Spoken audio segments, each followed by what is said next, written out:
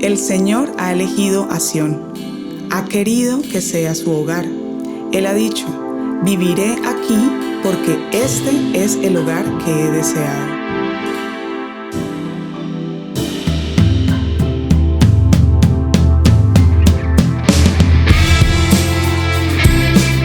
Los bendeciré con abundante provisión. A sus necesitados saciaré de pan. Vestiré de salvación a sus sacerdotes, y sus fieles cantarán de alegría.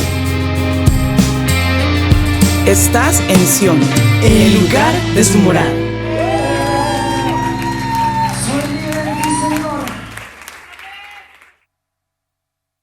Listo, vamos a la palabra esta mañana que Dios nos puede hablar. Estamos hablando acerca de tormentas. Y hoy voy a hablar acerca de mi segunda enseñanza, que es, siempre me gustan las series, y esta es la segunda parte de esta serie, que se llama La tormenta perfecta. La tormenta perfecta, eso no es un título rarísimo, simplemente que un día vi una película que me encantó, y la tormenta perfecta es que al final, en esa película, todos se mueren, pero en nuestra película, todos vamos a vivir. Amén. Porque ellos se habían enfrentado muchas tormentas hasta que llegó una tormenta la cual no pudieron resistir. Y la tormenta perfecta, para hacerlo muy rápido y muy claro esta mañana, porque tengo hartas cosas que compartir y al final sobre todo me gustaría que oráramos. Una tormenta perfecta se da, hace 8 días le expliqué cuáles son las fuentes de las tormentas. Y las fuentes de las tormentas son 3. La primera es Dios, que debía ser lo último, pero yo lo pongo a Dios de primero en todo. Dios puede provocar en usted una tormenta, pero lo cual es muy pequeño lo que Dios lo hace, o sea, no lo hace frecuentemente. Lo segundo son las tinieblas, que ahí está el rango mayor.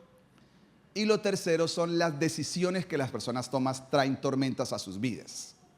Entonces, ¿qué es una tormenta perfecta? Una tormenta perfecta es cuando las 3 se unen y se genera como un tsunami, para algunos, ¿no? En sus vidas, que dice: Dios mío, esta tormenta es muy grande.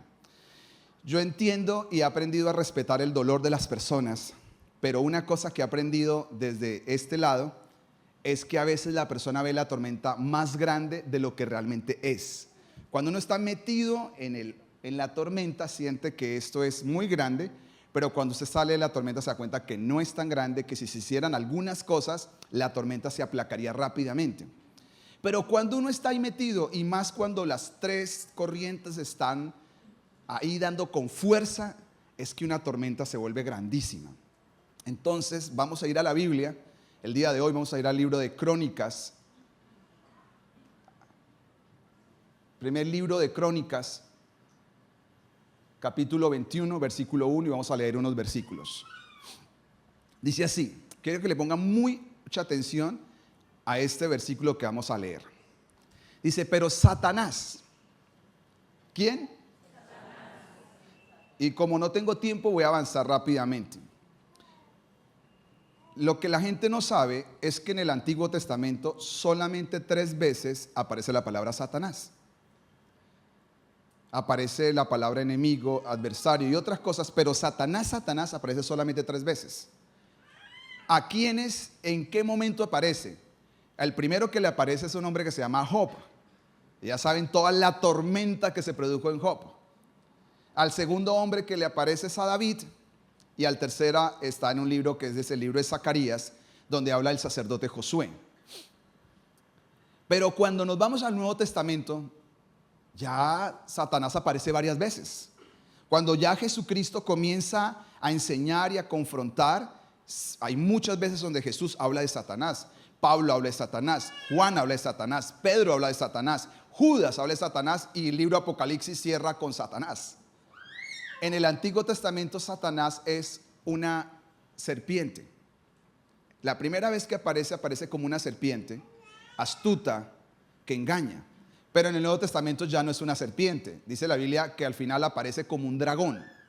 Lo que quiero hacer referencia a esto, porque esto le va a ayudar a muchas personas para leer la Biblia, es que en el Antiguo Testamento se creía que muchas cosas de que le pasaba al ser humano eran resultado ¿de quién?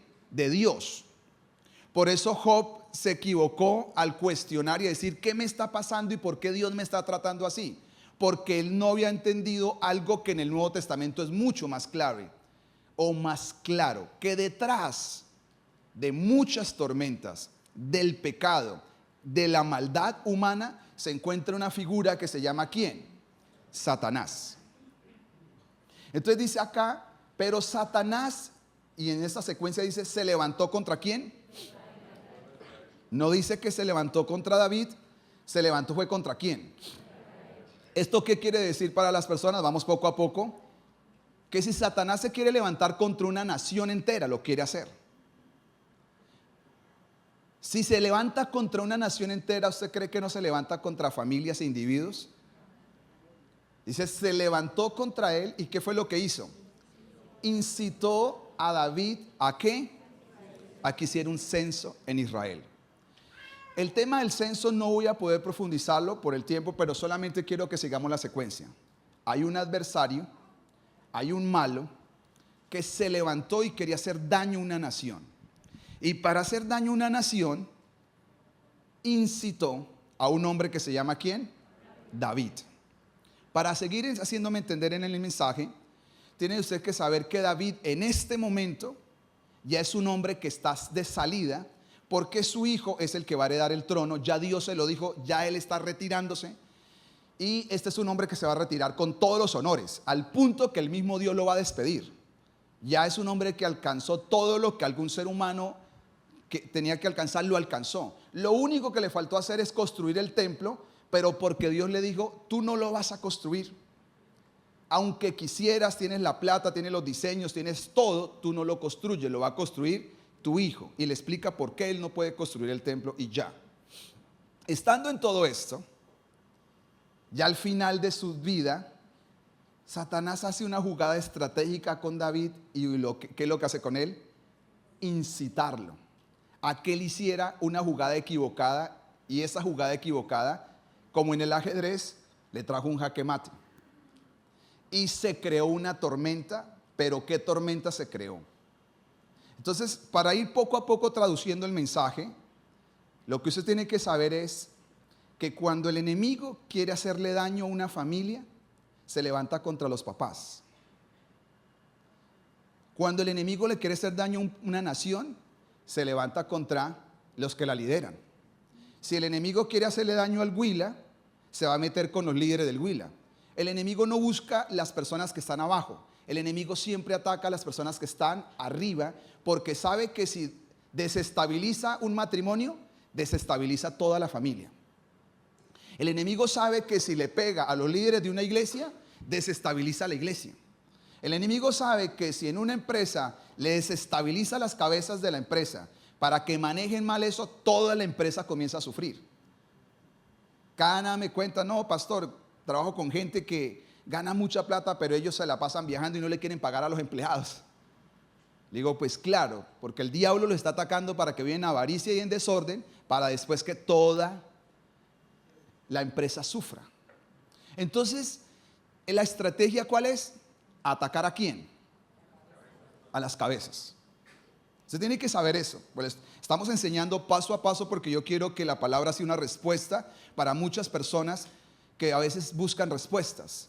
Siempre de los siempre, el enemigo va a meterse con las cabezas para desestabilizar todo lo demás. Así que después de esto, dice el versículo 2, vamos a leer nomás unos versículos acá, dice, y le dijo David ¿a quién? Y a los príncipes del pueblo, id y haced un censo desde Berseba hasta dónde, e informadme sobre el número de ellos para que yo lo sepa. Mire la respuesta de Joab. Dice, y dijo Joab, añada Jehová a su pueblo 100 veces más, rey, señor mío, ¿no son todos estos siervos de mi señor? ¿Para qué procura mi señor esto? ¿Que será para qué? Será un pecado. 4, perdón. Mas la orden del rey que pudo más que la de Joab. Así que ¿qué hizo Joab? Cuando usted es subalterno, lo que toca hacer, ¿qué es? Tiene que haber caso, así no le gusta la decisión, y el juez hizo caso, pero le dijo al rey: lo que usted está por hacer, rey, nos va a meter en un problema grave. ¿Y él qué hizo? No me importa, hagan lo que yo les digo que tienen que hacer, cuando uno actúa con soberbia. Dice: y recorrió todo Israel y volvió a Jerusalén y le dio la cuenta del número a David. Mire el número que tenía de ejército de David, pero nunca lo habían contado, es la primera vez que lo contaban. Había en todo Israel 1.100.000 en Israel, que sacaba espada, porque Israel en ese tiempo lo parten en dos, con Judá, y dice, y de Judá, ¿cuántos habían? Entonces, ¿cuántos habían por todo? 1.570.000. Eso es un ejército grande, ¿no le parece? No lo tiene Colombia. Este ejército lo tiene en este momento solamente 3 países en el mundo.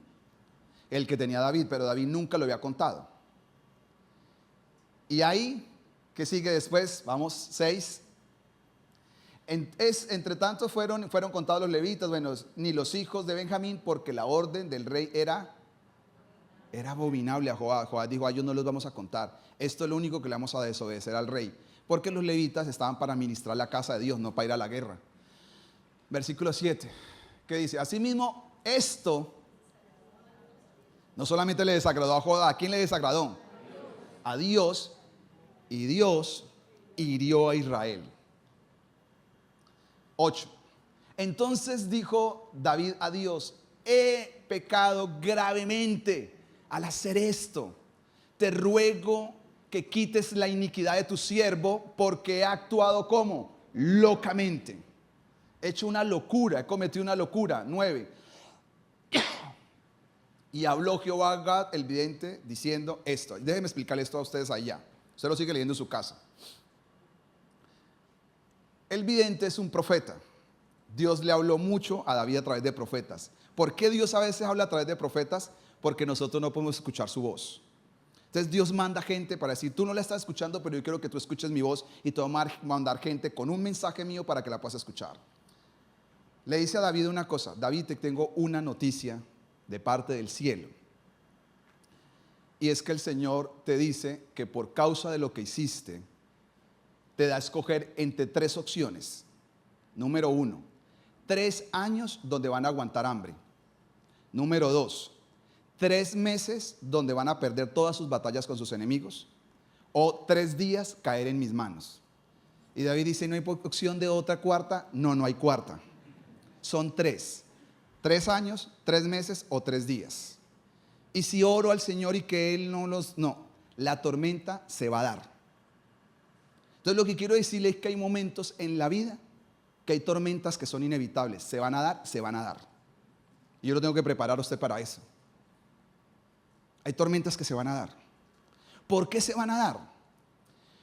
Mire lo que sucedió. Vamos a mirar una palabrita que fue la que me llamó la atención cuando yo comencé hace años a estudiar esto. Y es la palabra: Satanás incitó a David. ¿Qué significa la palabra incitar en hebreo? La palabra incitar en hebreo tiene 3 principales significados. ¿Cuál es el primero? Perforar. ¿Cuál es el segundo? Seducir. ¿Y cuál es el tercero? Engañar. Entonces, ¿qué hizo Satanás con David? Lo fue perforando lentamente su coraza. ¿A dónde es el ataque del mal? Esto es para otras enseñanzas y para otra serie. Pero usted tiene que saber que el mal tiene una parte suya donde siempre la va a querer atacar, y es la cabeza. O sea, usted olvídese de que el ataque del enemigo, la gente siempre ha pensado en fantasmas, en brujas. Ahora, eso existe. Pero el enemigo no está interesado en cogerle los pies a usted, quitarle la sábana. O sea, ¿qué le puede pasar? Yo he visto gente, yo he ministrado gente que me ha mostrado la espalda, porque en la noche hay espíritus que los arañan y un montón de cosas. Pero este no es el ataque principal del enemigo. El ataque principal del enemigo es la mente. Entonces el enemigo lo que va a hacer lentamente, y lo sabe hacer porque lo ha hecho por toda la vida, es coger una cabeza e irla ¿qué? Perforando lentamente. La va perforando. Cuando la perfora, se va al segundo nivel, que es comenzar a seducirlo. Si la persona cae en la seducción, lo engañó. Y una vez engañado, está atrapado. Entonces, ¿qué hizo con el enemigo? Con David. Ya lo había hecho una vez. Las únicas 2 veces que David falló estrepitosamente, lo hizo Satanás. Detrás de él está Satanás. Un día David, dice la Biblia, cuando los reyes tienen que salir a combatir, tienen que salir a liderar los ejércitos, en una de las batallas más titánicas que estaba viviendo Israel, no sé por qué, pero David se quedó durmiendo. Y dice la Biblia que todo el día estuvo viendo series de Netflix. Porque a las 5 de la tarde se paró de la cama. Eso no lo hace sino ¿quién? ¿Quién hace eso? Que usted todo el día en la cama hasta las 5. Mira, el niño dice que él, porque el niño. Porque él es un niño, él es un rey. Va a ser rey. Entonces, él tenía que estar al frente de la batalla y se quedó durmiendo. Y dice que a las 5 de la tarde se levantó y se fue a su terrado, pero ya el enemigo lo venía perforando. Y como las casas están construidas de arriba hacia abajo, cuando él salió, abajo había una mujer desnuda bañándose. Y en lugar de reprender ese pensamiento, ya lo había almacenado en su corazón, mandó a preguntar, ¿y quién es esa belleza? No, la hija de un hombre que está combatiendo por usted. La esposa, perdón. ¿Y qué pasa? Mándenla a llamar. Y ahí quedó una pérdida, por eso perdió un hijo. Y casi pierde el reino. Pero Satanás ya lo había perforado. Lo sedujo y lo engañó. Ahora viene una segunda. Y es que viene otra vez a hacerle un trabajo y lo va haciendo lentamente hasta que logra perforarlo, seducirlo y otra vez lo logra engañar. Son las 2 únicas veces, de resto siempre, porque este es el hombre que realmente derrotó más en la Biblia, en el Antiguo Testamento, al diablo, David. Y por eso el diablo le tenía tanto celo a David, porque sabía que era el hombre, que era el dulce cantor de Israel, que en el Nuevo Testamento no se nombra nada de sus pecados, se nombra que es el hombre que es parecido al corazón de Dios. Y todas estas cosas. Entonces le va a decir, de acuerdo a David, Satanás incitó a David a 5 cosas a hacer. Y es la que quiero que usted, la que toma nota, sepa qué es lo que Satanás quiere incitarlo. Incitó a David y lo quiere hacer con usted también. Lo primero que hizo Satanás con David, ¿qué es? Incitarlo a una cosa, y es a dejar de confiar en Dios. A dejar de confiar en Dios. Cuando uno mira el censo, me demoraría mucho porque el censo a Dios le desagrada, pero una de las razones es porque nunca antes se había censado el ejército, se había censado la nación. En números se censa la nación para saber cuántos habitantes tenía la nación, pero nunca alguien se había atrevido a censar el poder militar. ¿Por qué? No sé si recuerdan cuando David enfrentó a Goliat. ¿Qué fue lo que le dijo Goliat? Carta lo decía en la oración.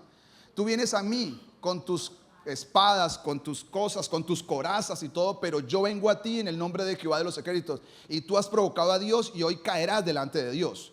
Porque David toda la vida peleó sabiendo de que Dios es el que pelea las batallas de Israel. Pero ahorita, ¿qué le pasó? Por primera vez está diciendo, yo necesito saber cuánto ejército tengo. Porque Satanás dijo, toda la vida Dios te defendió y ahora tal vez no lo va a hacer, y cayó en la trampa. Yo quiero saber cuál es mi poder militar. Lo segundo que cayó en la trampa, ¿qué es? Quiero que las personas que, a veces hago esto porque hay gente que me dice, pastor, yo creo que para yo poder guiar, porque yo voy hablando rápido. Lo segundo que hizo Satanás con él es explotar sus debilidades de carácter. Satanás lo que hizo fue ir poco a poco estudiando. Yo siempre le he dicho a la gente cuando enseño de guerra espiritual, usted tiene que saber que Satanás lo tiene estudiado a usted. Y por eso necesita usted revestirse en el Señor siempre para tenerlo lejos, para que los ángeles lo guarden, lo protegen, pero que lo tiene estudiado, lo tiene estudiado. Él sabe quién lucha con el orgullo. Él sabe quién lucha con el resentimiento. Él sabe quién lucha con el enojo. Él sabe quién lucha con el temor. ¿Usted qué piensa que lo va a atacar a usted? Yo le explicaba un día esto a una persona, porque yo también estuve en la calle y estuve en el mundo. Usted va a un lugar como esto es una fiesta, supongamos. Esto es una fiesta para Cristo, pero hay fiestas así que no son para Cristo. Y algunos de ustedes también han ido, así que no hagan los locos, porque algunos miran como que... Y yo estuve en muchos lugares de esto. Yo andaba con gente equivocada, gracias a Dios, a mí Dios siempre me guardó de muchas cosas. Y en 2,000 personas que hubieran reunidos, Los malos se encontraban con los malos. Los que toman con los que toman. Los que meten droga con los que meten drogas. Los inmorales con los inmorales. Nunca he encontrado un santo con un pecador ahí. Nunca. Es como que hay 2000, pero la maldad se atrae. Es como una ley de atracción de maldad. De que usted termina dando con los que no tiene que dar. Usted va a un barrio y Satanás sabe que usted lucha con la pecaminosidad. ¿Y qué va a hacer? Pues va a poner pecaminosos al lado suyo. Porque sabe que ahí hay una forma que puede taladrar y perforar, y si logra seducir, sabe que lo va a engañar. Entonces, ¿qué hace él? No se le va a aparecer, no es unos cachos, no es nada de estas cosas que es. Tranquilo, eso es una cuestión de tiempo. Entonces, por eso tenemos que estar siempre fortalecidos en Dios y en la vida. Hace 8 días le decía cómo la gente sale con tantas locuras, y le ha preguntado a la gente después que hace todas estas atrocidades de matar y matar gente, le dice, ¿usted por qué hizo eso? La última vez que estos días le decía el caso Collins, que lo dije hace 8 días, la persona dijo, porque una voz me dijo que lo hiciera. ¿Quién es esa voz? Una voz me hablaba y me decía insistentemente, tú tienes que entrar y matar, tú tienes que entrar y matar. Tienes que matar, tienes que matar. ¿Esa voz quién es? Claro, cuando lo someten a un juicio le dicen, está loco. Otros dicen, está haciendo el loco para no pagar sus estos, pero nosotros que conocemos el mundo espiritual, puede que esté haciendo el loco, pero no está tan loco. Detrás de eso hay voces que están trabajando en la mente de las personas, que quieren incitar y saben en la debilidad de carácter y la van explotando y lo van explotando. Por eso, si usted sufre con temores, ¿a dónde lo va a atacar el enemigo? En el temor. Comienza a atacar más el temor, porque sabe decir, esa persona apenas yo lanzo una bomba de temor, la persona se intimida. Entonces, por eso es que el enemigo hay que enfrentarlo, a Goliat hay que derrotarlo. Y la única manera de derrotar, ¿qué es? Salirle a enfrentarlo. Lo tercero que hizo Satanás de incitar a David, y que quiere hacerlo con nosotros, ¿qué es? A cerrar el oído al consejo. ¿Qué le dijo Joab a David? ¿Qué le dijo? No lo hagas, rey. Lo que estás por hacer va a traer una tragedia a Israel. No lo hagas. ¿Y qué hizo David? No me importa. Hace 8 días lo dije un poco y quiero decirlo porque el Señor me ha puesto mucho énfasis en esto. La gente desprecia el consejo. La gente cierra el oído al consejo. Usted sabe, si usted que ya es grande, cuando usted le habla a sus hijos, ¿usted qué es lo que le dice? Mamita, si usted escuchara como cuando a mí me decían que uno hiciera esto, que uno hiciera lo otro. ¿Y qué hace una persona cuando está joven? Pero es que son canzones, son aburridores, usted pierde popularidad. Usted comienza a disciplinar a sus hijos, que se vuelve impopular para los hijos. Para un hijo, ¿qué es el papá y la mamá chévere? Que los deja hacer cualquier cosa. Lo mismo pasa en una iglesia. Usted se vuelve impopular cuando la gente comienza a decirle qué hay que hacer. Pero yo pensaba que eran de amor, que a uno lo dejaban hacer lo que quisiera, hacer todas las cosas. No. Entonces, cuando Dios quiere traer consejo, el problema es que a veces lo hace directamente, pero a veces manda personas para hablarnos. ¿Y qué hace la gente? Cierra el oído. Y tal vez usted no sabe que lo que le están diciendo lo está por librarlo a usted de que detrás de esa decisión que está por tomar hay una tormenta que le espera. ¿Usted sabe qué hace David cuando vuelve y le dicen, le manda a decir a través de un profeta qué tenía que hacer? Ya va a ver qué va a hacer David. Entonces, lo tercero que hace David es, incitado por el mal, es, no importa, hagámoslo. Igual hagámoslo. Eso igual no importa. Rey, no lo haga. Que lo hagan. Ya está tomada la decisión. Cuarto. Lo cuarto que incita de Satanás a David a hacer, ¿qué es? A quebrantar la palabra de Dios. ¿Por qué quebrantar la palabra de Dios? Se lo dejo para que usted lo lean en su casa. En Éxodo capítulo 30, versículo 13 en adelante, hasta el 16 más o menos es. Pero 13 y 14 dice que cuando vaya a hacer un censo, usted tiene que por cada persona censada hacer un acto de redención a través de una ofrenda. Así tenía que hacerse los censos. ¿Y David qué hizo? No más, yo necesito saber es el número, pero no puso atención a la palabra de Dios y quebrantó la palabra de Dios. No la obedeció. Una de las personas que toda la vida admiré a la distancia es un hombre que se llama el doctor Paul Yonggi Cho. ¿Algunos saben de quién estoy hablando? Para mí Paul Yonggi Cho fue siempre una persona que digo, una admiración total. Ya partió de la presencia de Dios. porque yo tuve la oportunidad de leer un libro y yo iba a una iglesia que éramos 40, 50 personas en la iglesia, y cuando yo leí la parte de atrás decía, el pastor de la iglesia de 700,000 personas, y yo iba a 40, yo miraba a 40 y dice, ¿cómo hace uno para conseguirse 700,000 personas en la vida? Más adelante, después siguió avanzando su iglesia y con sus iglesias satélites llegó a 1,5 millones de personas. ¿Qué es 1,5 millones de personas? Que Neiva vaya 3 veces toda a una iglesia a la sábado, otra a la otra para poderla sellar todas esas 3 veces. Imagina. Y él un día le hicieron una entrevista en Estados Unidos y yo leí la entrevista, entre eso le dijeron ¿cuál crees que es el éxito de la iglesia? Y le preguntaron un montón de cosas y le dijeron, ¿cuál cree usted que ha sido su éxito personal para poder llegar a influenciar los presidentes, a influenciar tantas personas? Él revolucionó la economía en Corea del Sur, porque muchas de las fábricas que nosotros compramos acá en Colombia salieron de empresarios de su iglesia, como la Hyundai, como LG y todas estas marcas salen de esta iglesia, de empresarios de Corea del Sur. ¿Cómo lo hizo? La respuesta es sencilla, dijo él, obedecer. Dios habla, yo obedezco, nada más. Si Dios lo dice, no hay que pensarlo, no hay que discutirlo. ¿Qué hay que hacer? Hacerlo. Así no lo sienta, no se sienta motivado, le parezca loco. Si Dios lo está hablando, ¿qué es lo que hay que hacer? Obedecerlo. Dice, ese es el secreto de mi éxito personal hasta el día de hoy. Quinto. Miren lo que dice el Salmo. Yo quiero que leamos ese Salmo. Salmo capítulo 20. Salmo 20 dice así. Ahora conozco, ¿qué dice la Biblia? Que Jehová salva a su ungido. Está escribiendo él. Yo ahora conozco que Jehová salva a su ungido.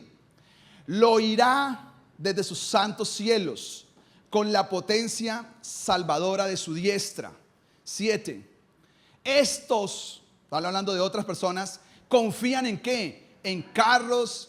Aquellos confían en ¿qué? En caballos. Mas nosotros, del nombre de Jehová nuestro Dios, siempre tendremos memoria. 8.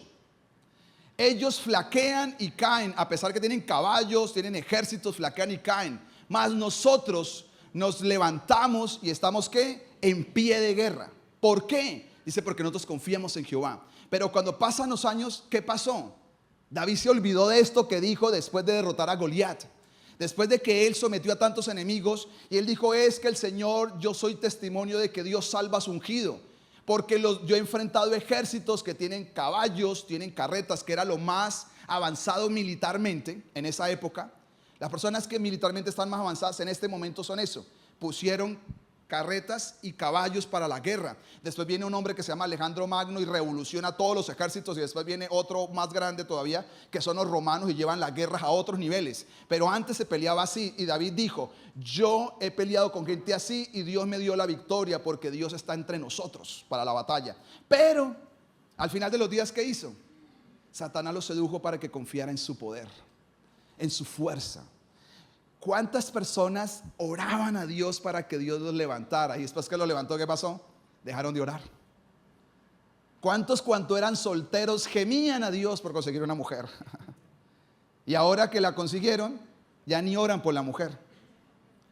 ¿Por qué? Porque pareciera que asegurada la batalla, la victoria, ya todo terminó. Y David poco a poco se fue descuidando y se dio cuenta que Dios comenzó a pasar ¿qué? A un segundo plano. Ya decir, sí, pues Dios me prosperó, pero yo también he sido hábil para los negocios, yo soy inteligente, yo soy esto, y comienza todo ese proceso y se olvida poco a poco de que Dios es el que da las victorias. Aún usted sea inteligente, no sea inteligente, sea capaz, no sea capaz, cuando Dios está en el asunto, Dios a usted le va a la victoria. Y eso lo está olvidando David. ¿Por qué? Porque hay un diablo mentiroso que es experto en perforar mentes, en perforar corazones, seducir y engañar a las personas para que caigan en su trampa. Entonces cae en la trampa, toma la decisión y ahora viene que enfrentarse a los juicios. 3 juicios, 1 de 2. Entonces, ¿qué hace David? Y eso es lo que quiero explicar esta mañana. Eso se trata la palabra en realidad. ¿Cómo salir de la tormenta? ¿Quiere salir de la tormenta? Si usted está metido en una tormenta, yo percibo en mi corazón todos estos días que hay mucha gente atormentada, está en una tormenta fuerte. Y la tormenta llegó ¿por qué? Detrás de eso el enemigo levantó todo, pero el enemigo no puede hacer nada si usted no se lo permite.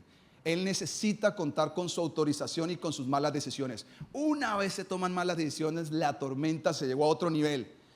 Y ahora viene Dios y le dice, ahora viene un juicio. Pero aún así, Dios tiene un plan. Y es lo que yo quiero que usted sepa. Dios tiene planes con su vida, a pesar de que la tormenta sea muy fuerte. La Biblia dice, como cantamos ahorita, aunque el enemigo haya pensado hacernos daño, Dios lo va a encaminar para bien. Eso es lo que dijo José. Dios puede tener y tiene el poder para encaminar algo que iba a terminar mal, hacer que termine bien. Y eso es lo que quiero explicarles esta mañana. Cómo David logró salir de esa tormenta. Entonces, ¿él qué dice? Tiene tres opciones. ¿Aguanto hambre por 3 años? David dijo, esa nunca. ¿Por qué? Porque yo ya han aguantado ya 7 años hambre. Entonces David ya sabía que era aguantar hambre, porque un día Dios cerró los cielos por 7 años en Israel. Dijo, yo no quiero aguantar más hambre, pues yo ya sé qué es vivir en escasez. Yo no quiero vivir eso otra vez, así que esa no quiero. La segunda opción, ¿qué es? Que 3 meses, cada batalla que ellos enfrenten, la pierdan. ¿Y David qué dijo? Los seres humanos no tienen compasión. Hay mucha gente que espera mi cabeza. Si yo caigo en manos de los enemigos, ellos no van a tener piedad de mí. Yo hasta el día de hoy sigo pensando lo mismo que David. Si usted llega a caer en las manos de los seres humanos, la gente no va a tener piedad de usted. Siempre lo pienso. Yo ya he estado en iglesia, llevo muchísimos años haciendo esto. Y la misma gente que algún día lo ha escuchado a uno y lo ha alabado, si usted cualquier falla, lo va a destrozar. Entonces, como yo solo sé, y David lo sabe, es mejor no caer en manos de los hombres. Porque no es bueno que así sean 3 meses que Dios le quite a usted la seguridad. Yo no me puedo imaginar si Dios me quita 3 meses la seguridad. Los diablos que me tienen tanto odio en el mundo espiritual, si Dios me quita la protección 3 meses, vienen a atormentarme. Entonces, ¿qué hizo David? Y acá viene la salida de la tormenta. ¿Cómo se sale de la tormenta? Número 1. David hizo algo que todos deberíamos de hacer. ¿Qué hizo David? ¿Qué hizo David? Se conectó con el corazón de Dios. ¿Cómo? Mire lo que dice. Póngame el versículo, por favor. Para que van leyendo, aunque el tiempo está súper. Dice el versículo así. El profeta Gad le dice, hay estas 3 opciones, David, escoge una de las 3. Entonces, ¿qué hace David? Yo prefiero caer en las manos de Dios 3 días que yo sé, dice, yo sé que Dios es misericordioso. Los hombres no son misericordiosos y el hambre no se va a detener. Así que yo prefiero que si alguien me tiene que disciplinar y castigar, ¿es quién? Yo prefiero Dios. ¿Quiere salir de su tormenta? Usted tiene que cambiar la visión que tiene acerca de Dios. Porque muchos tienen la visión de la tormenta del Dios del Antiguo Testamento. Y es que todo lo malo que usted está viviendo, o ha vivido, o le está pasando, o está por pasar, es porque Dios se lo mandó a usted. Llevo años tratando de renovarle a la gente la mente de esto. La gente se le muere a alguien y ay, Dios tiene un... No lo sé, yo no lo sé si fue que le murió por un propósito de Dios, no lo sé. ¿Por qué tenemos que meter a Dios en todas las tragedias? Se le acabó el trabajo, tal vez Dios le tiene uno mejor, pero ¿qué tal vez es que usted tomó malas decisiones y en algún momento le dijeron no más porque usted es mal trabajador? Es que yo esos cuentos los conozco hace años, que la gente dice, no, tal vez pastor Dios me tiene algo, pero por dentro está diciendo, pero ¿por qué me esperaron a mí? Pero nunca se piensa a pensar, oye, ¿por qué me sacaron a mí? ¿Será que yo no estaba haciendo las cosas correctas? ¿Será que yo hice algunas cosas para que la tormenta llegara a mi vida financiera? ¿Será que llevo años de ser una persona que administro mal? ¿Por qué se desató una tormenta en mis hijos? Entonces uno comienza, no, pues Dios, esto, lo otro. ¿Será que no hicimos la labor de papás desde el inicio? ¿Será que no amamos, no educamos, no formamos? Y ahora ya crecieron y ahora está la tormenta desatada sobre los hijos. Y es fácil decir, pero ¿por qué yo si yo voy a una iglesia? ¿Por qué Dios no ha cambiado a mis hijos? Porque Dios quiere cambiar a los papás. Entonces, ¿qué hace David? David lo que hace, lo primero es, yo me quiero conectar con el corazón de Dios. ¿Y qué fue lo que dijo él? Dios no es mi enemigo. Si yo estoy viviendo lo que estoy viviendo, no fue porque Dios a mí me está castigando, es porque yo tomé malas decisiones y le creí al diablo mentiroso. Así que yo le pido más bien a Dios que me saque de esto y me pongo en sus manos. Así que si usted quiere salir de lo que está viviendo, lo que está pasando, ¿qué tiene que hacer? Póngase en las manos de Dios. Son las mejores manos, aprietan pero no ahorcan. Porque Dios en algún momento determinado tiene que, al que ama, ¿qué dice la Biblia? Lo disciplina, hermanos. Y la disciplina es el trabajo sucio que nadie quiere. Lo más difícil, algunos sí son felices dando garrote, pero es difícil disciplinar. No es tan fácil disciplinar. Y más cuando un hijo va creciendo, tener que sacar la correa, darle unos correazos sin ira. Porque la gente con ira hasta la plancha le tiran a los niños. Pero es decir, disciplina es decir con calma, ven y decir, ven, tú estás haciendo malas cositas, estas cosas, yo quiero decirte, eso no se hace. Con una paz, que sus hijos sepan, mi mamá no está desequilibrada, sino tome sus correazos y quedamos en paz, te bendigo y amén.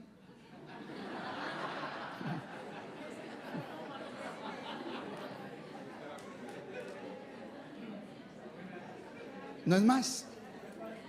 Pero el diablo sabe, sus hijos lo saben, que usted se desequilibra.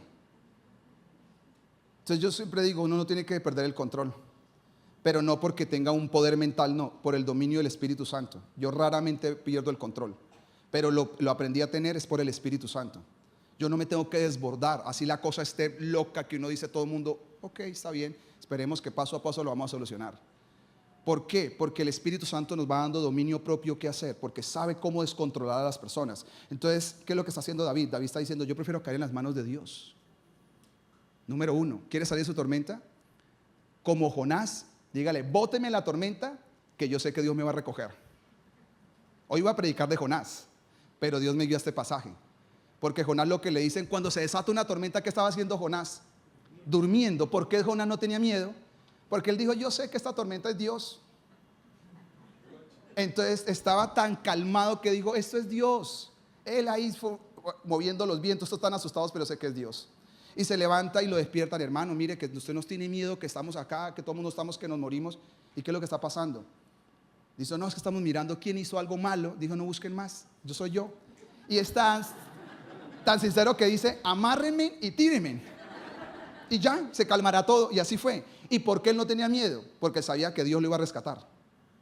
Porque es mejor caer en las manos de Dios que caer en las manos del diablo y en las manos de las personas. Entonces yo le digo a Dios, si me va a castigar, que me castigue tú. Si me va a disciplinar, que me disciplines tú. Pero no quiero caer en las manos de los hombres. Y mucho menos en las manos de un diablo. Porque el diablo cogió a Saúl y lo atormentó hasta volverlo loco. Al final Saúl termina esquizofrénico. Porque él no quiso la disciplina de Dios, entonces llegó la del diablo. Así que lo primero que hizo él, me pongo en las manos de Dios. ¿Qué fue lo segundo que hizo David para salir de la tormenta? Lo segundo que hace David, y póngame ahí por favor, ¿qué es lo que hace él? ¿Qué es lo que hace? El arrepentimiento de David es genuino. Yo creo que eso es lo que le falta a la iglesia de Dios. Nosotros perdemos muchas batallas porque no hay un arrepentimiento de verdad. El arrepentimiento tiene 5 componentes en la vida de David. Número 1, David no esperó un año para arrepentirse. ¿Qué hizo David? Apenas cayó en la cuenta, dijo, Dios mío, lo que acabo de hacer es una locura. ¿Y qué hace de una vez? Locamente he actuado. Te pido que por favor perdones la iniquidad. ¿Qué es lo que hace? Es rápido. No deje que sus malas decisiones se acumulen por años. Lo que tiene que hacer es de una vez. Dios, yo reconozco esto, yo lo reconozco que lo hice mal. Lo segundo que hace David es una confesión sincera, genuina. Él dice, Señor, yo de verdad reconozco que esto estuvo mal. A pesar de que me aconsejaste, a pesar que mandaste un hombre para decirme, no lo hagas, ¿qué hizo él? Pasó de largo. Entonces, como él pasó de largo, él tenía que saber que lo que acaba de hacer es una locura, pero no solamente se arrepiente de una locura, dice, esto es una iniquidad. ¿Usted sabe qué es una iniquidad? La iniquidad es lo que va a terminar afectando a familias, a naciones enteras. El pecado no, el pecado lo afecta a usted, pero la iniquidad termina afectando a todos. Por eso él sabe que lo que acaba de hacer, ¿qué es? Una iniquidad, porque eso va a traer un juicio a la nación. Y el juicio llegó. ¿Cuál fue el juicio? que en un día son 3 de castigo. En un día 70,000 personas murieron. Pero déjenme ir paso a paso y les voy contando qué pasa. Lo tercero que hizo David, ¿qué es? David trae un dolor verdadero y sincero. Y ese dolor es verdadero. Y yo creo que nosotros a veces queremos cambiar, pero no estamos tan dispuestos realmente a cambiar. Y el dolor es de verdad. Y acá viene lo cuarto. Él asume que lo más difícil cuando uno ha cometido errores, asumir la responsabilidad del error y las consecuencias. Entonces, ¿qué le dice a Dios? Dios, él se arrodilla con los ancianos y le dice a Dios, Dios, no tienes por qué castigar a los demás. Ellos no hicieron nada. Castígame a mí, a mi casa y a toda mi familia, pero no los castiga a ellos, porque ¿qué está haciendo David? Yo tengo que asumir las consecuencias del error. Yo metí a la gente en este problema, yo la tengo que sacar. Así que nadie tiene que morir más por mis errores. Si alguien tiene que morir, soy yo, está diciendo David. Y eso para mí es genuino arrepentimiento. Porque uno puede hasta llorar y mostrar un montón de cosas, pero siempre está buscando el culpable. Y David dice, no hay culpables, el culpable soy yo. Yo he provocado toda esta tormenta. Todas estas situaciones que estamos viviendo es fruto de que yo no he hecho las cosas a tiempo, yo he estado haciendo las cosas mal, he transgredido la ley de Dios. Y él dice, soy yo. Así que lo segundo que le hace para calmar una tormenta, ¿qué es? Un verdadero arrepentimiento que tiene una confesión rápida, una confesión genuina, un dolor verdadero, un dolor sincero. Y él está asumiendo el precio de la responsabilidad de todas las cosas. La palabra dice, la mujer sabia edifica la casa. La palabra dice que el hombre es cabeza del hogar. Y no es cabeza para mandar y para ser un mandón en la casa. ¿Es para qué? Para gobernar una familia. Y si uno no está cumpliendo esos roles y después todo está desatado y todo está desajustado, usted no tiene que buscar problemas, no es que es esto, es lo otro. Tiene que decir, hay alguien que no está haciendo lo que tiene que hacer. Hay alguien que no está asumiendo la responsabilidad y tiene que arrodillarse. Señor, yo asumo mi responsabilidad delante de ti. Esta tormenta se desató. Si hoy toda su familia tiene que reducirse financieramente y estar, ¿por qué? Por pagar un montón de créditos que usted se metió o metió la señora a todo mundo, ¿qué hay que hacer? Yo asumo la responsabilidad, Señor. Yo metí a todos en este problema y ahora la gente no tiene que pagar por mi mal genio, por mi irritabilidad, por mi molestia, porque yo metí a todos en este problema. Si uno asume la responsabilidad, es más fácil y más rápido el perdón y la restauración. Cuando estamos trabajando con familias y matrimonios que están casi desbaratados, siempre le digo, ¿quién cree usted de los dos que ha fallado más? Ella. No, él. Es que él esto, y ella, esto. Siempre es difícil que alguien diga, no, soy yo. Pastor, soy yo. Y como Jonás, tíreme al agua, que yo soy. Yo sé que si se tiran al agua, toda la tormenta se acaba. Porque yo soy la persona que estoy haciendo esto y esto y esto. Porque ahí viene el genuino arrepentimiento. Lo tercero que hace David para calmar una tormenta, ¿qué es? Que David, Dios le manda un profeta, otra vez por segunda vez, que se llama Gad, y le dice, mira, ¿sabes qué tienes que hacer, David? A esto te lo manda a decir Dios. La primera vez que le dijo que sí o sí vendría una tormenta y que no hay manera de escaparse. Pero ahora le dice una cosa. Dice Dios que si tú levantas un altar a él, posiblemente las cosas van a cambiar. ¿Y qué hizo David? No lo pensó ni una vez. Antes, ¿qué hizo con el consejo cuando le dijeron, no, háganlo? Ahora dijo, ahora sí estoy listo para escuchar. Ahora sí dígame qué es lo que me quiere decir Dios, porque yo quiero escuchar. Entonces, ¿qué es lo que hay que hacer para salir de las tormentas? Usted tiene que aprender a escuchar. Por favor, aprenda a escuchar. Yo siempre trato de hacer que en la gente, y eso es lo que hago en mi vida normal, no cristiana y también cristiana, escucho a la gente que sabe en la profesión que tienen.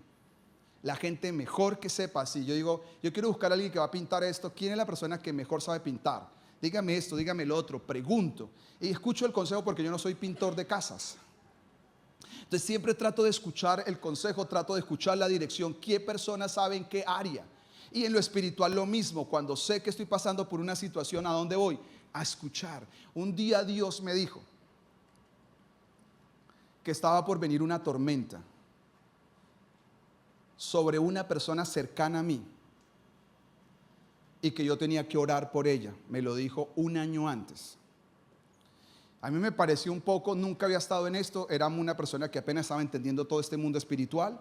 No lo alcancé a captar qué era. Y sí, de vez en cuando por ahí oraba. Pero no entendí que cuando Dios le pide a uno que lo haga, hay que hacerlo. No porque si no lo hace Él lo va a castigar, no, sino que Él sabe que el enemigo viene como un río, con fuerza, como dice Isaías, a quererse hacer daño. Y yo me pasé por alto, yo no oré, cuando ya di cuenta fue que hizo el daño. Y un día, cuando pasaban los días, a mí ya se me ha olvidado, Dios me dijo, ¿te acuerdas lo que yo un día te dije que tenías que levantarte y orar? Era por esto.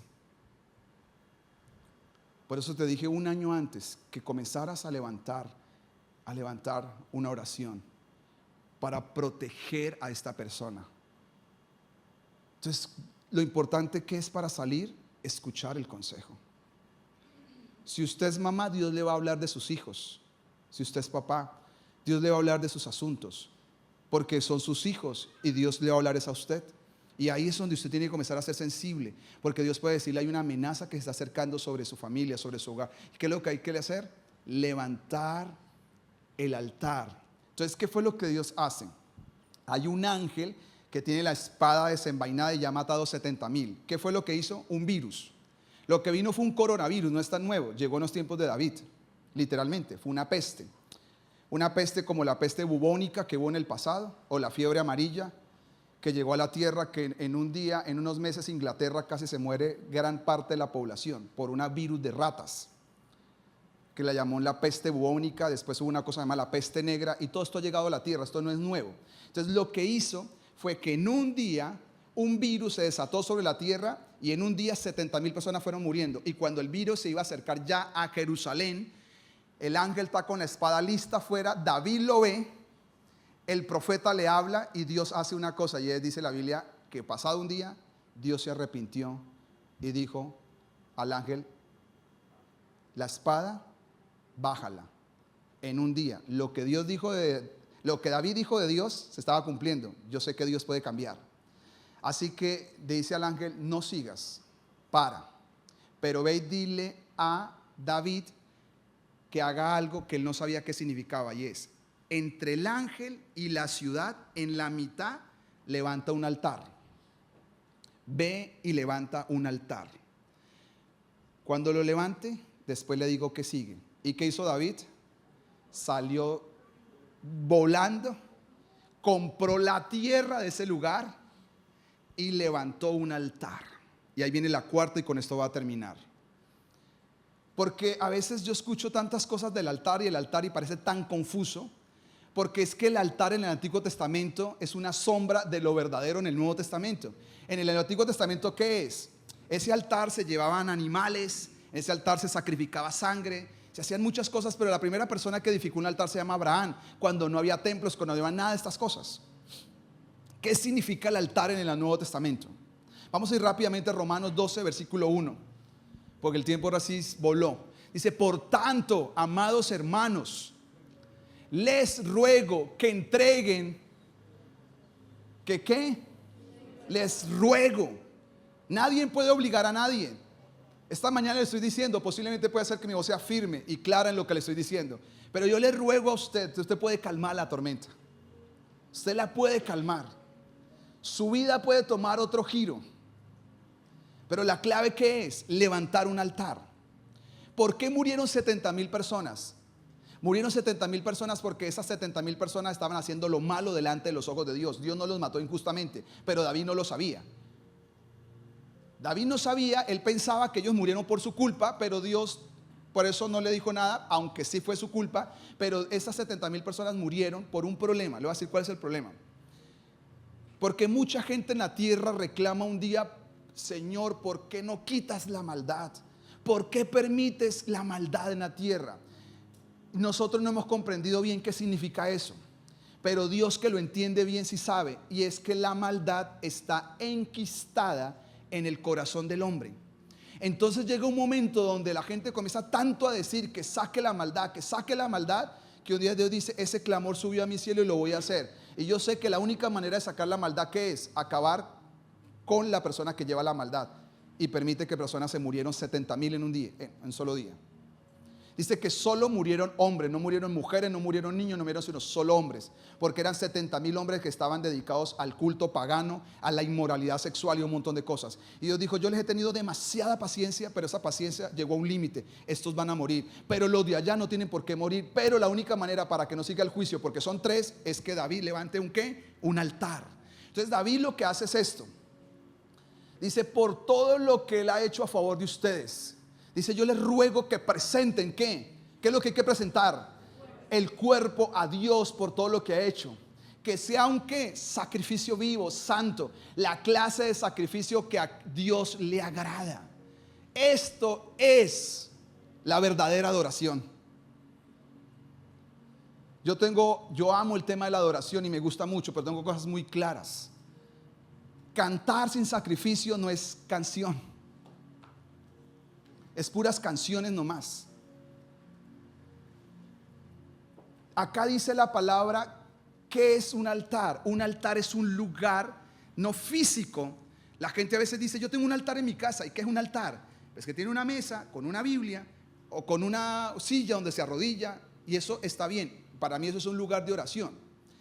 Que esto es un lugar físico. Pero estamos hablando de que esto no es un lugar físico, porque no estamos trayendo el Antiguo Testamento, es decir, vamos a traer animales para sacrificarlos. Jesús es nuestro altar, dice Hebreos capítulo 13. Él cumplió todas las promesas, todas las ofrendas fueron hechas en él. Ahora, ¿qué hacemos nosotros en un altar? Lo que hacemos en un altar es que 2 cosas. Usted tiene que presentar una ofrenda, pero la ofrenda es usted. En el Antiguo Testamento, ¿quién presentaba las ofrendas? Los sacerdotes. En el Nuevo Testamento nosotros somos sacerdotes desde el Dios vivo. Nosotros somos los que presentamos la ofrenda, pero la ofrenda es ¿quién? Usted mismo. Entonces, ¿qué es un altar? Es un lugar donde la gente viene a rendirse a Dios. Y Jesús le dijo porque el ángel de Jehová es Jesús encarnado en el Antiguo Testamento, le dijo, el juicio se acaba si hay un altar, y lo que tienes es que yo espero a David que levante un altar. ¿Por qué? Porque yo quiero ver a David rendido a mis pies otra vez.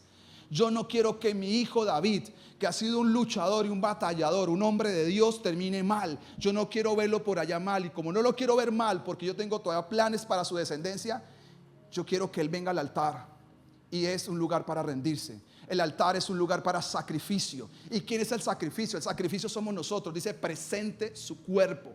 ¿Por qué dice que presente su cuerpo? Porque en nuestros cuerpos se presenta el deleite, el placer. Y llega un momento donde dice la Biblia que la naturaleza pecaminosa está dentro de nuestros cuerpos. Si usted deja de buscar a Dios un tiempo y deja de someterse a Dios, así usted va a venir a una iglesia, usted vuelve a sentir ganas de tomar, fumar y un montón de cosas. ¿Por qué? Porque la naturaleza vuelve y se resucita, porque la naturaleza no desapareció. La naturaleza quedó en la cruz, pero no ha muerto definitiva. Entonces Pablo dice, si usted quiere agradar a Dios, muéstrame cómo. Antes de mostrarme una canción, muéstreme su sacrificio. Muéstreme su sacrificio. Muéstreme que su altar no lo va a llenar más, su cuerpo no lo va a llenar más de alcohol, de nicotina, de drogas. No lo va a llenar más de inmoralidades y tantas cosas, que es lo que ha traído todas las tormentas. Muéstreme un hombre gobernado por Dios, una mujer gobernada por Dios. Es lo que dice Pablo, dice, preséntate tú, ponte en el altar como un sacrificio vivo. Y esta es la verdadera adoración, dice el apóstol Pablo, la que le agrada al Señor, la que todos los días dice, Señor, aquí estoy delante de tu presencia. Hebreos capítulo 13 dice lo siguiente, 15. Dice, así que ofrezcamos. ¿Qué dice acá? Ofrezcamos. ¿Cuándo tenemos que ofrecer? Siempre. ¿Cuándo es siempre? Dice, ofrezcamos siempre por medio de Jesucristo sacrificio de ¿qué? ¿Qué es un sacrificio de alabanza? Fruto. No dice frutos. Fruto de labios que confiesa ¿qué? ¿Qué es un sacrificio de alabanza? ¿Qué se hace en un altar? En un altar se adora verdaderamente. Lo que Dios está buscando es que en las casas, en las vidas se levante verdadera alabanza, verdadera adoración. ¿Qué es una verdadera adoración? Le voy a decir qué es. Acá dice sacrificio. La palabra sacrificio acá significa matar por un propósito, matar por una causa. Entonces, ¿qué es lo que está diciendo acá? Y dice que alabanza, dice que tenemos que matar todos los días con un propósito. ¿Por qué? Porque tenemos que alabar, porque alabar es fruto de labios que confiesa que su nombre. Entonces, ¿qué significa esto? Lo que Pablo está diciendo, el altar tiene que ser un lugar para gente que está rendida, que está en sacrificio vivo, gente que camina en un ámbito que se llama fe. Fe, que es la alabanza. La verdadera alabanza es un ámbito ¿de qué? De fe. ¿Qué es eso? Que si usted está teniendo en este momento, está lleno de temores y de miedos. Le voy a dar una palabra que di anoche de parte de Dios para muchas personas, porque lo siento igual de decirlo como lo dije anoche. Cuando Abraham estaba lleno de miedos, Dios se le apareció y le dijo: Abraham, no temas, porque yo soy tu escudo y yo soy tu galardón, y nadie te podrá hacer frente por más que se te levanten contra ti. ¿Qué es fe? ¿Qué es fruto? ¿Qué es alabanza? Que yo estoy lleno de miedo y en lugar de confesar mi miedo, ¿qué digo? Yo confieso. Yo comienzo a sacrificar alabanza, y es que Dios es el Dios que es mi escudo y mi galardón, y por más que vengan contra mí, Dios está para defenderme y para guardarme. Abraham mismo, cuando estaba arriba en el monte por sacrificar a su hijo, ya está listo, está amarrado, y el hijo le pregunta: papá, ¿y dónde está el sacrificio? Y él dice una declaración: es que Jehová es Jireh, Dios es mi provisión. Eso es sacrificio de alabanza. Que en medio de una necesidad, en lugar de confesar la calamidad que está confesando, Dios se hará presente en mi necesidad. Porque los frutos es confesar el carácter de Dios. Es decir, Dios está de mi lado. Mi cuerpo está enfermo, pero Dios es mi sanador. Yo confieso eso todos los días. Porque el altar es un lugar para verdadera alabanza. Y un altar es un lugar de verdadera adoración. Miren lo que dice 2 de Samuel capítulo 24 versículo 25, que habla de la historia. Dice así: allí David edificó ¿qué? Un altar al Señor. ¿Y qué dice la Biblia? Y sacrificó ofrendas quemadas y ofrendas de paz. Todas estas ofrendas tienen que ver con lo que le acabo de explicar, para sintetizárselo. Y el Señor, esto es maravilloso, contestó la oración que hizo. ¿A dónde la hizo él? Él la hizo en la tierra, pero subió al cielo y Dios la contestó, y dice: y se detuvo la plaga y se acabó la tormenta. ¿No le parece a usted extraordinario que Dios diga: estás a un día de que todo se termine? El altar es un lugar ¿para qué entonces? Para elevar oraciones, porque tarde o temprano la tormenta se va a acabar. Llegará un día donde Dios dice: hasta hoy, porque se acabó la tormenta. ¿Usted sabe qué sigue después de esto? Que es el lugar donde David edificó el altar, es el lugar donde Abraham iba a sacrificar a Isaac, es el lugar donde más adelante se construye el templo de Salomón, y es el lugar hasta el día de hoy donde está edificado y se va a edificar el siguiente templo en Israel, en ese mismo pedazo donde se hicieron el altar. Porque las historias que parecen de tragedia, Dios las puede redimir y terminar en historias poderosas. Eso lo hace Dios. La tormenta estaba destinada a acabar con una nación, pero termina en una historia de bendición. David termina siendo el héroe de Israel. Dice en Reyes 14:8, Dios dijo así, le dijo a los profetas: si ustedes quieren conocer un hombre de Dios, el hombre de Dios mío es David, porque David terminó bien. A pesar de sus dos grandes errores que cometió, Dios restauró sus errores y Dios lo puso en honra hasta el día de hoy. La bandera de Israel ondea y tiene la estrella en honor ¿a quién? A un hombre que se llama David. Porque Dios es un Dios de segundas y nuevas oportunidades. Porque Dios, las tormentas que estaban destinadas a acabar pueden terminar en bendiciones eternas. Así que póngase en pie, por favor, y vamos a terminar.